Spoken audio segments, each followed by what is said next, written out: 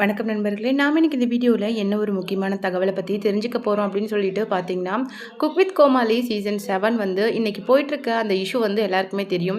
Even வந்து cook with Komali season 7 launch பண்ணதுலேருந்தே நிறைய சர்ச்சைகள் ரசிகர்கள் மத்தியில் போயிட்டுருக்கு. ஏன்னா அதுக்கு ஒரு முக்கியமான காரணமாக எல்லாருமே எதிர்பார்த்த அந்த பழைய கோமாளிகள் இல்லாமல் போனது. அது மட்டும் இல்லாமல் ஆங்கரிங்க்கு ரக்ஷனுக்கு பதிலாக மாகாப்பா மற்றும் ஜோயாவை ஆங்கரிங் பண்ண விட்டது அப்படின்னு சொல்லிட்டு நிறைய சேஞ்சஸோட இந்த சீசன் 7 லான்ச் பண்ணதுனால இது ரசிகர்களுக்கு பெரிய அதிருப்தியை ஏற்படுத்தியிருக்கு.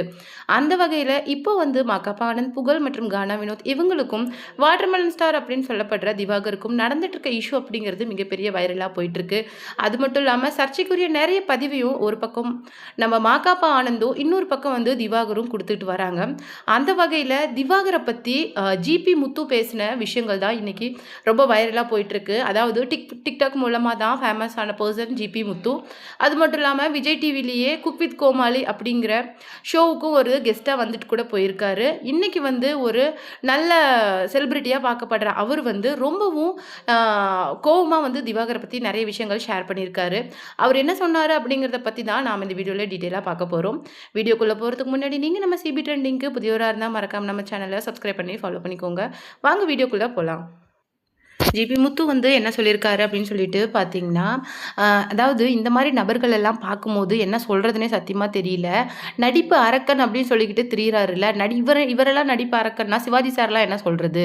இன்றைக்கி வந்து அவர் பேசின ஒரு விஷயம் தான் எனக்கு உண்மையிலேயே கோவத்தை ஏற்படுத்தியிருந்தது. அது என்ன அப்படின்ட்டு பார்த்தீங்கன்னா, சூரி சார் மாதிரி நான் வந்து ஃபஸ்ட்டு காமெடியனாக இருந்து அதுக்கப்புறம் சின்ன சின்ன கேரக்டர் ரோல் பண்ணிவிட்டு நான் இங்கே வரணுங்கிற அவசியம் எனக்கு இல்லை அப்படின்னு அவர் பேசினதுக்கு ஜிபி முத்து என்ன சொல்லியிருக்காரு அப்படின்னு சொல்லிட்டு பார்த்தீங்கன்னா, சூரி சார் தன்னுடைய உழைப்பால் கஷ்டப்பட்டு ஒவ்வொரு இன்ச்சாக மூவ் பண்ணி இன்றைக்கி இவ்வளோ பெரிய இடத்துல வந்து உட்காந்துருக்காரு.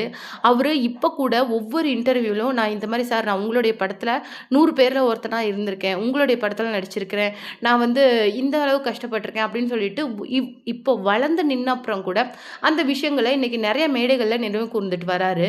ஆனால் இவர் எனக்கு அந்த மாதிரி இருக்கணும்னு அவசியம் கிடையாது. ஏன்னா நான் ஒரு ஃபிசியோதெரபிஸ்ட்டு, நான் ஆல்ரெடி நடிப்பு அரக்கன் அப்படின்னு சொல்லிட்டு தமிழகத்தில் ரிஜிஸ்டர் ஆகிட்டேன்.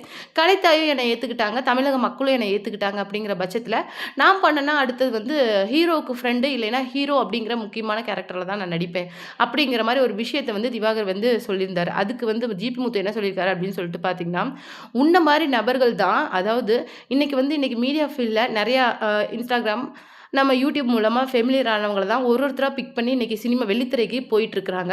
நிறைய டேரக்டர்ஸ் வந்து இங்கே இருக்கிறவங்கள வெள்ளித்திரையில் சூஸ் பண்ணிகிட்ருக்காங்க. அப்படி இருக்கும்போது நீ அவங்கள பற்றியே கேவலமாக பேசினா நம்மளேருந்து இன்னொருத்தர் யார் வந்து அந்த பிளேஸுக்கு போக முடியும்? நீ வந்து எங்களை மாதிரி இருக்கிற எல்லாருக்குமே ஒரு அவமானமாக இருக்கிற, நமக்கு நீ மீடியாவை பற்றி தப்பு தப்பாக பேசுகிறல்ல, அந்த மீடியா இல்லைன்னா நாம் இல்லை, மீடியா இல்லைன்னா சினிமாவே இல்லை. நீ போய் ஒரு இடத்துல பேசுறது, அங்கே இருக்கிற பொருட்களை அடித்து உடைக்கிறது அப்படின்னு சொல்லிட்டு நீ பண்ணிகிட்ருக்கிற, என்ன பண்ணிகிட்ருக்க அப்படின்னு சொல்லிட்டு உனக்கு புரியுதா? உன்னை எல்லாருமே பொறுத்துட்ருக்காங்க, உன்னை ஐயோ பாவம் அப்படின்னு சொல்லிட்டு நினைக்கிறாங்க. ஆனால் நீ என்ன பண்ணுற, அதை அட்வான்டேஜாக யூஸ் பண்ணிக்கிற. நீ ஒரு டாக்டர் தானே, நீ வந்து ஃபிசியோதெரப்பி பண்ணுறேன் அப்படின்னு சொல்லிட்டு இருக்கிறல்ல, அது ஓகே. கொஞ்சமாவது படிச்சிருந்தீன்னா, உனக்கு நாகரிகம் அப்படின்னு ஒன்று தெரிஞ்சிருந்தா நீ இந்தளவுக்கு கீழ்த்தரமாக நடந்துக்க மாட்ட பெண்கள் கிட்ட. நீ பண்ணின விஷயங்களால் இன்றைக்கி நம்மள மாதிரி இருக்கிற எல்லாருக்குமே கெட்ட பேடு. இன்றைக்கி டிக்டாக் மூலமாக, இன்ஸ்டாகிராம் மூலமாக, யூடியூப் மூலமாக ஃபேமஸாக எத்தனையோ பேர் இன்றைக்கி வெள்ளித்திரையில் ஷைன் ஆகிட்டு இருக்கிறாங்க. அப்படி இருக்கிற பட்சத்தில் உனக்குலாம் என்ன ஒரு கேவலமான நீ ஜென்மமாக இருந்தால் இந்த மாதிரி வந்து நீ பெண்கள் கிட்ட தவறாக நடந்துக்குவ. அதாவது நல்லா ஒரு விஷயத்தை ஞாபகம் வச்சுக்காங்க. இதுக்கு முன்னாடி இந்த ஆள் கூட நான் சேலத்தில் ஒரு ஷோ பண்ணியிருக்கிறேன், நிறைய இடங்களில் ஒரு ஷோ பண்ணியிருக்கேன். நானும் அவரும் சேர்ந்து எடுத்துக்கிட்ட ஃபோட்டோஸ் வந்து நிறைய இருக்கும். அது அவர்கிட்டயும் இருக்கும், என்கிட்டயும் இருக்கும். ஆனால் இப்போ என்னை பற்றி கேளுங்களேன், என்னை பற்றி கேட்டாலே அந்த ஆள் பேச மாட்டார். ஏன்னா நான் வந்து முக்கியமான ஒரு விஷயத்தை சொல்கிறேன், திவாகரை பற்றி நல்லா புரிஞ்சுக்கோங்க. அந்த ஆள் வந்து பார்க்குறதுக்கு தான் பைத்தியக்காரனாட்டு இருப்பான். ஆனால் ஒரு ஒன்றா நம்பர் ஜாதி வெறி பிடிச்ச நாய் அப்படின்னு நான் தெளிவாகவே சொல்லுவேன், ஓப்பனாகவே சொல்லுவேன். அந்த அளவுக்கு வந்து ஜாதி வெறி பிடிச்ச சைக்கோ அப்படிங்கிறது அவன் கூட பழகின எல்லாருக்குமே தெரியும். அவன் பார்க்கறதுக்கு தான் பைத்தியக்காரனாட்டு இருப்பான். ஆனால் ஒவ்வொருத்தரும் அவங்க என்ன ஜாதி அப்படின்னு சொல்லிட்டு இந்த விஷயம் வந்து லைட்டாக பிக் பாஸ்லேயே வந்து வந்திருக்கு. நல்லா நோட்டீஸ் பண்ணி பார்த்துருந்தீங்களா தெரியும். கானா வினோத்தை இந்த ஆள் வந்து ஒரு விஷயத்த சொல்லி டீஸ் பண்ணுறான்னா அது இந்த விஷயமா தான் இருக்கும். இது நல்லாவே தெரியும். பார்க்கறதுக்கு தான் பைத்தியக்காரனாட்டு இருப்பான், ஆனால் பேச்சு ஒவ்வொன்றும் விஷம் அப்படின்னு சொல்லிட்டு தன்னுடைய ஸ்லாங்கில் வந்து அவரை நிறைய திட்டி தீர்த்திருக்கிறாரு. அது மட்டும் கிடையாது, வேறு என்ன பண்ணியிருக்காரு அப்படின்னு சொல்லிட்டு பார்த்தீங்கன்னா, இன்றைக்கி நீ வந்து சூர்யா இருக்கட்டும், இல்லை சூர்யா சாராக இருக்கட்டும், இருக்கட்டும், சிவாஜி சார் அப்படி சொல்லிட்டு எல்லாரையும் இமிடேட் பண்ணி வாட்டர்மெலன் ஒண்ண கையில வச்சுக்கிட்டு, நெஞ்ச புடிச்சுக்கிட்டு நடிக்கிறேங்கிற பேர்ல ஒரு கொடுமை பண்ணிட்டு இருக்கிற பாத்தியா? இதெல்லாம் பார்த்துக்கிட்டா யாரும் அமைதியா கிடையாது. உன்ன ஒரு காமெடி பீஸா இந்த தமிழகம் பாக்குது. அதுக்கு கூட நீ லாயக்கு இல்ல. ஆனா நீ பேசுற பேச்சுகளும், நீ வந்து ஏதோ சுப்ரீமா ரொம்ப வளர்ந்துட்ட, நீ ஒரு பெரிய ஆக்டர் ஆயிட்ட, ஹீரோ ஆயிட்ட அப்படிங்கிற ரேஞ்சுக்குலாம் இருக்குதுல்ல, அதுலலாம் ஒண்ணுமே கிடையாது. நீ எந்த அளவுக்கு கூடிய சீக்கிரம் ஒரு குழியில போய் விழப்போற அப்படிங்கிற உன்னுடைய நாட்கள நீ எண்ணிக்கிட்டே இரு. நான் எந்த மீடியாவுக்கு யூடியூபர்ஸ்க்காவது முடிஞ்சா என்னையும் அவரையும் ஒரு நேர்காணல் வச்சு பாருங்க. அந்த ஆள நான் மொத்தமா கிழிச்சு தொங்க விட்டுர்றேன்.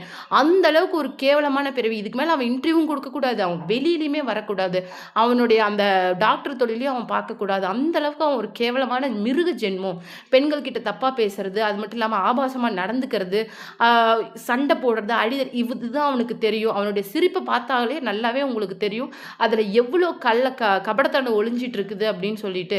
அப்படி ஜிபி முத்து வந்து இன்னைக்கு திவாகர பத்தி நெறைய விஷயங்கள பேசியிருக்காரு. அது மட்டும் இல்ல, "நீ மட்டும் என்னுடைய கையில நேருக்கு நேரா மாட்டேன்னு வையேன், எந்த இடம் இருக்கிற இடம் கூட பார்க்க மாட்டேன். உன்ன கிழிச்சு நான் தொங்க விட்டுருவேன்" அப்படின்னு சொல்லிட்டு தன்னுடைய ஸ்லாங்ல வந்து ஜிபி முத்து திவாகர திட்டி தீர்த்திருக்காரு. இந்த விஷயம் தான் இன்னைக்கு சோஷியல் மீடியால மிகப்பெரிய வைரலா போயிட்டுருக்கு. இத பத்தி நீங்க என்ன நினைக்கிறீங்க? அப்படிங்கிற உங்களுடைய கருத்துக்கள மறக்காம நம்ம கமெண்ட் பாக்ஸ்ல குடுத்துருங்க. இது ஒரு புறம் இருக்க, நிஷாக்கா வந்து ரொம்ப மௌனத்த கலைச்சிட்டு ஒரு விஷயத்த சொல்லியிருக்காங்க. என்கிட்ட தான் திவாகர் தப்பா நடந்துக்கிட்டாரு. அதுக்காக தான் புகழும், அக்காப்பாவும் கோவப்பட்டு பேசினாங்க அப்படின்னு சொல்லிட்டு ஒரு வீடியோ ரிலீஸ் பண்ணியிருந்தாங்க. இது வந்து தேவைப்படுற பட்சத்தில நானும் சுனிதா 2 பேருமே வந்து போலீஸ் ஸ்டேஷன்ல இந்த விஷயத்த பத்தி சொல்றதுக்கு தயாரா இருக்கோம் அப்படின்னு சொல்லியிருந்தாங்க. அதுக்கு எதிரா திவாகர் என்ன சொல்லியிருக்காரு அப்படின்னு சொல்லிட்டு பார்த்தீங்கன்னா, "ஏன் அக்கா இந்த மாரி பொய் சொல்றீங்க? நான் வந்து மாமா ரியாஸ் மாமா கிட்டயே நெறைய தடவ வந்து சொல்லியிருக்கேன். அக்காவுக்கு வந்து கள்ளங்கபடம் கிடையாது மாமா. வினய சுதியா இல்லாம இருக்கிறாங்க. எனக்கு உண்மையிலே பாருங்க, அவங்க அந்த மாரி இருக்கிறதுனால தான் இவ்வளோ பெரிய இடத்துக்கு அவங்க வந்திருக்கிறாங்க அப்படின்னு சொல்லிட்டு சொல்லியிருக்கிறேன். உங்கள யாராவது மிரட்டி, பயமுறுத்தி இந்த மாரி சொல்றாங்களா? தயவுசெய்து அக்கா அப்படி சொல்லுங்க. நீங்க வந்து என்ன பத்தி இப்படி சொல்றது எனக்கு உண்மையிலேயே ரொம்பவும் கஷ்டமா இருக்குதுக்கா. கொஞ்சம் யோசிச்சு பேசுங்க அப்படிங்கிற மாரி சொல்லியிருக்காங்க. அக்கா நீங்க இப்படி சொல்றீங்கன்னா, கண்டிப்பா இத நீங்களா சொல்ல மாட்டேங்கிறீங்க. அக்கா உங்களையும் மாமாவையும் கண்டிப்பா யாரோ சேனல் சைட்லேருந்து உங்கள மிரட்டி இப்படி சொல்ல வைக்கிறாங்க அப்படிங்கிறது எனக்கு தெளிவா தெரியுது. ஆனா இந்த மக்களுக்கு அது புரியாதுல்ல. தயவு செய்து இந்த விஷயத்துக்காக என் கூட நில்லுங்கக்கா அப்படிங்கிற மாதிரி அறந்தாங்கி நிஷா வந்து இன்னைக்கு திவாகர் வந்து அவங்க பேசின அந்த வீடியோ பதிவுக்கு எதிரா இந்த மாரி பேசியிருக்காரு. அது மட்டும் கிடையாது. நீங்க இப்படி பேச மாட்டீங்க. என் மேல உங்களுக்கு எவ்வளோ பிரியம் இருக்குது. மாமாக்கு என் மேல எவ்வளோ அன்பு இருக்குது அப்படிங்கிற விஷயம் நமக்கு நல்லாவே தெரியும். அப்படிங்கிற பட்சத்தில அங்க நடந்த விஷயத்த நீங்க இப்படி திரிச்சு அவங்களோட சேர்ந்துக்கிட்டு பேசுறது அப்படிங்கிறது எனக்கு ரொம்பவும் கஷ்டமா இருக்குது அப்படின்னு சொல்லிட்டு திவாகர் வந்து அறந்தாங்கி நிஷாவுக்கு போட்ட அந்த வீடியோவுக்கு எதிரா தன்னுடைய வாய்ஸை ரைஸ் பண்ணியிருக்கிறாரு. அது மட்டும் இல்ல, இவ்வளோ ப்ராப்ளம் போயிட்டு இருக்கிற பட்சத்துலயும் இன்னைக்கு விஜய் டிவி தங்களுடைய சேனல் ஷூட்ல அன்னைக்கு நடந்த விஷயங்கள ஆடியோ அந்த வீடியோ பதிவை குடுக்க இன்னும் தயாரா இல்ல. அது வந்து சேனலோட ரைட்ஸுக்கு எதிரானது அப்படின்னு சொல்லிட்டு இன்னமும் சொல்லிட்டு இருக்காங்க.